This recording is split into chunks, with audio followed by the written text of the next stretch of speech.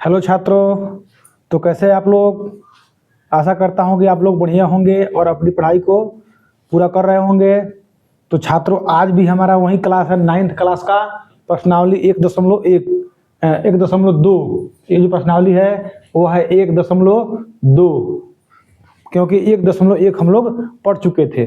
तो इसमें देखिए, इसमें लिखा हुआ है कि नीचे दिए गए कथन सत्य है असत्य, कारण के साथ अपना उत्तर दीजिए। यानी कथन दिया हुआ है और आपको बताना है कि यह कथन सत्य है कि असत्य, और साथ ही आपको उसका कारण भी बता देना है कि कथन सत्य है कि असत्य है। जैसा कि पहला कथन देखिए, पहला कथन है कि प्रत्येक अपरिमेय संख्या एक वास्तविक संख्या होती है। तो मैंने आपको बताया था इसके पहले वाले चैप्टर में कि वास्तविक संख्या जो होती है विद्यार्थी, तो इसको ऐसे करिएगा, यहाँ पर लिख दीजिएगा हल। हल यहाँ पर देखिए, वास्तविक संख्या जो होती है, मैंने आपको बताया था कि वास्तविक संख्या जो होती है, वास्तविक संख्या दो तरह से होती है। पहला होती है परिमेय, पहला होती है परिमेय, और दूसरा क्या होती है, अपरिमेय। पहला होती है परिमेय और दूसरा होती है अपरिमेय। तो निश्चित ही जितनी भी अपरिमेय संख्याएं होंगी, जितनी भी अपरिमेय संख्याएं होंगी, वो सभी क्या होंगी, वास्तविक संख्या होंगी। क्योंकि वास्तविक संख्या जो परिमेय और अपरिमेय दोनों को मिलाकर होती है। जितनी अपरिमेय संख्याएं हैं, जितनी परिमेय संख्याएं हैं, उन सबको मिला करके क्या बनता है, वास्तविक संख्या। तो निश्चित ही वास्तविक संख्या क्या है, अपरिमेय संख्या क्या होगी, वास्तविक संख्या होगी। तो सबसे पहले यहाँ पे देखिए, जो कारण है इसको लिखेंगे सत्य, क्योंकि सत्य पूछ रहा है, तो इसको लिखेंगे सत्य। सत्य है, ठीक है, सत्य है, सत्य मान लेंगे। कारण में लिख देंगे, यहाँ पे लिख देंगे कारण पे, यहाँ पे क्योंकि सभी अपरिमेय संख्याएं वास्तविक संख्या होती है। वास्तविक संख्या होती है। जितनी भी अपरिमेय संख्याएं हैं वो कौन संख्या होती है, वास्तविक संख्या होती है। तो इतना जो है हमारा कारण हो गया। तो इस तरह से यह कथन जो है सत्य है, क्योंकि जितनी भी अपरिमेय संख्याएं होती है वो सब क्या होती है, वास्तविक संख्या होती है। तो चलिए अब इसका 2 नंबर देखते हैं। अब इसका जो दूसरा नंबर कथन है वो कह रहा है कि संख्या रेखा का प्रत्येक बिंदु रूट यम के रूप का होता है, जहां यम एक प्राकृतिक संख्या है। तो चलिए इसको भी हम लोग लिखते हैं यहाँ पे हल। यहाँ पे लिखते हैं हल। मान लीजिए कि यह एक संख्या रेखा है। मान लीजिए, सपोज करिए यहाँ पे 1 है, 0 है, यहाँ पे 1 है, यहाँ पे 2 है, यहाँ पे 3 है, यहाँ पर आगे प्लस अनंत तक है, -1 है, -2 है, -3 है, माइनस में अनंत तक है, ठीक है। इसी में कहीं मान लीजिए कि कहीं इसमें कहीं √1 भी होगा, √2 भी होगा, √3 भी होगा। इधर जो है माइनस जो है अंदर √1 होगा, -√2 होगा, इसी पर होगा संख्या रेखा पर। तो क्या इस संख्या रेखा पर जितनी भी संख्याएं हैं रूट यम के रूप का है, नहीं है। क्योंकि इसमें देखिए कुछ काल्पनिक संख्याएं भी है, इस पर कुछ काल्पनिक संख्याएं भी है, और बहुत ऐसी संख्याएं हैं जो रूट में नहीं रहती है, रूट से बाहर हो जाती है, रूट में नहीं रहती है। तो रूट में रहे या न रहे, इसको देखिए, ये जो संख्याएं इधर की संख्याएं हैं, बहुत ऐसी संख्याएं होंगी जो काल्पनिक संख्याएं होंगी। तो यह जो कथन है बिल्कुल जो है असत्य है। तो इसको लिखेंगे हम लोग असत्य, लिखेंगे असत्य। सबसे पहले लिखेंगे कि असत्य है। यह जो कथन है यह क्या है, असत्य है। क्योंकि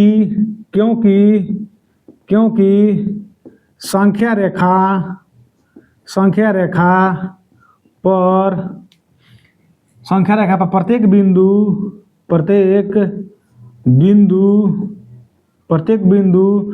रूट यम के रूप का नहीं होता है, रूट यम के रूप का नहीं होता है। क्योंकि संख्या रेखा पर जो है हर एक बिंदु जो है रूट यम के रूप का नहीं हो सकता है। क्योंकि देखिए यह रूट है लेकिन इसमें माइनस है, इमेजिनरी नंबर हो गया, काल्पनिक संख्या होगा। रुक दीजिए, तो ये कथन सत्य है। तो चलिए अब देखते हैं हम लोग क्वेश्चन नंबर, इसका 3 नंबर कथन देखते हैं। हो गया। तो अब देखिए तीसरा नंबर कथन है कि प्रत्येक वास्तविक संख्या एक अपरिमेय संख्या होती है। तो जैसा कि मैंने फिर बताया है आपको कि वास्तविक संख्या जो होती है परिमेय और अपरिमेय दोनों को मिला करके परिमेय और अपरिमेय दोनों का संग्रह होती है। लेकिन यहाँ पे कह रहा है कि प्रत्येक वास्तविक संख्या अब केवल अपरिमेय होती है, तो गलत है, क्योंकि वास्तविक संख्या जो है वह परिमेय भी होती है और अपरिमेय भी होती है। वास्तविक जो संख्या होती है, यहाँ पर समझिए, वास्तविक संख्या जो होती है, वास्तविक संख्या यह जो है, यह संख्या इनमें से कुछ परिमेय भी होती है, इनमें से कुछ क्या होती है, परिमेय भी होती है, और इनमें से कुछ जो होती है वह अपरिमेय भी होती है, दोनों होती है, परिमेय और अपरिमेय दोनों होती है। लेकिन यह कथन जो है कह रहा है कि सभी वास्तविक संख्याएं जो है अपरिमेय हो रही है।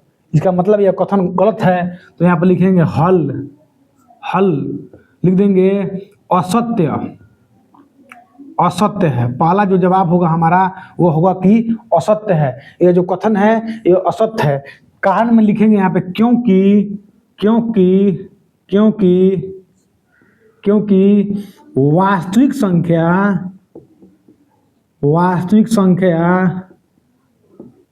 परिमेय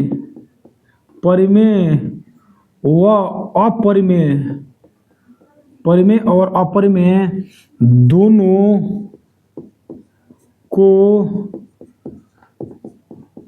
मिलाकर बनती है।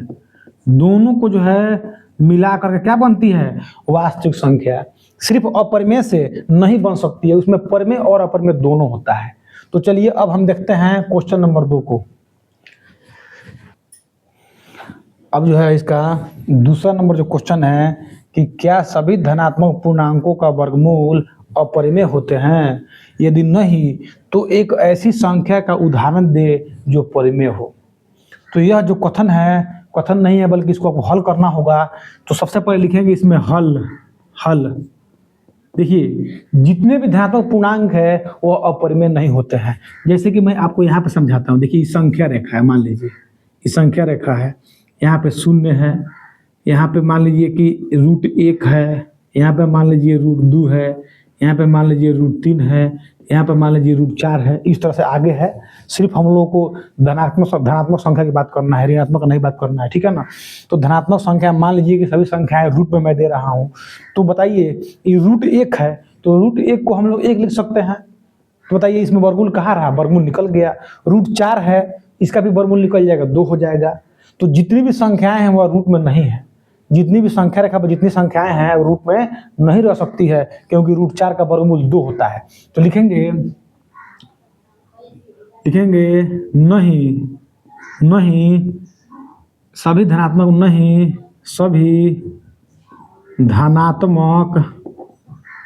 धनात्मक पूर्णांकों का वर्गमूल अपरिमेय नहीं होते हैं क्योंकि √4 बराबर 2 होता है। मान लीजिए √4 को हम ले रहे हैं तो √4 का वर्गमूल कितना होता है, 2 होता है।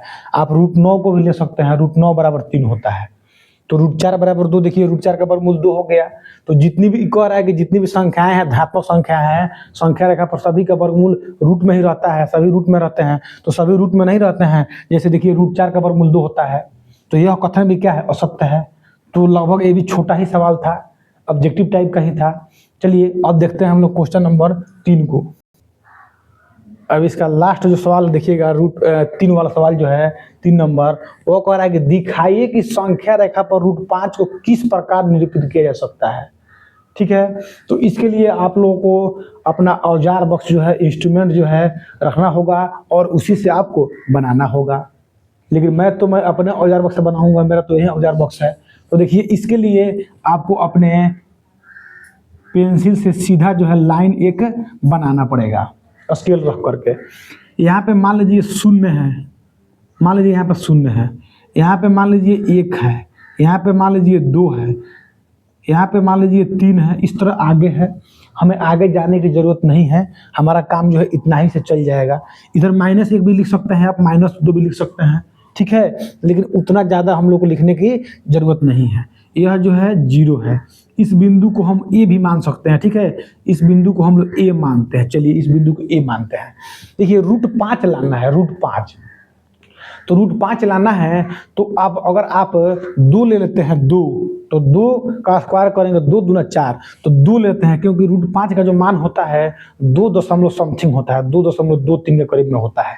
तो नीचे हम 2 ले लेते हैं, यहाँ पे 2, और यहाँ पे एक खड़ा जो है लंब ऐसे लंब, आप बिल्कुल सीधा 90 डिग्री का बनाते हुए खींचिएगा लंब, एक लंब जो है रेखा खींच देते हैं, और इसकी जो माप होगी 1 होगी, 1, इसकी माप कितनी होगी, 1 होगी, क्योंकि 2 का अगर रूट में करते हैं तो 2 का स्क्वायर 4 होगा और 1 का स्क्वायर 1 होगा, तो 4 1 5 हो जाएगा।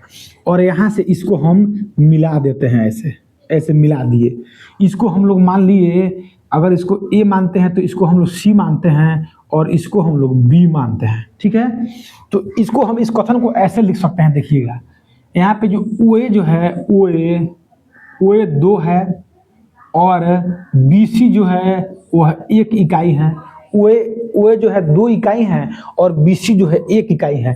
तो अगर AC निकालते हैं, AC, तो क्या होगा, रूट अंडर OB स्क्वायर और प्लस BC स्क्वायर हो जाएगा, क्योंकि समकोण त्रिभुज में जो होता है कर्ण पर का वर्ग।